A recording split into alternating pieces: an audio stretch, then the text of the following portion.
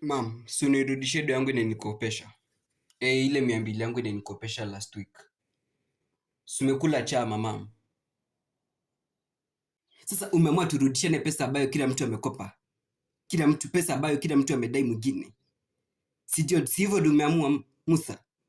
Ndio nirudishie pesa ambayo nilikulipia school fees ya kutoka nursery hadi saa hizi. Mam, sasa hizi ni gani unaanza kuweka? Pesa yenye ulisomesha kutoka nursery hadi saa hizi nikurudishie ndio ni lakini mam pia wewe. Hiyo pesa si ni nyingi.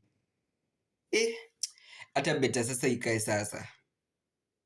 Sio ni umeleta mambo ya kurudishana pesa, ndio mimi? Si ni wewe? Nirudishie hiyo pesa. Ndio mambo ikuwe rahisi. Like nikurudishie do yote ya kutoka nursery. Fanya tu kusema tu like hiyo deal tu ishe hivyo, hakuna kurudishana tu pesa. Lakini pia ulikuwa umekula chama last week, ungenipea tu 200 yangu. Sasa mambo ya kusema ati pesa ini. Si useme tu unataka tu kunilipa. Ni wazazi mnapenda kuweka tu vitu pale hata hazifai kuwa. Na venye ulinikopa hiyo doto vizuri. Anyways, tu ni sawa. Tuachane nayo. Sio hivyo, mambo imeisha iko sawa.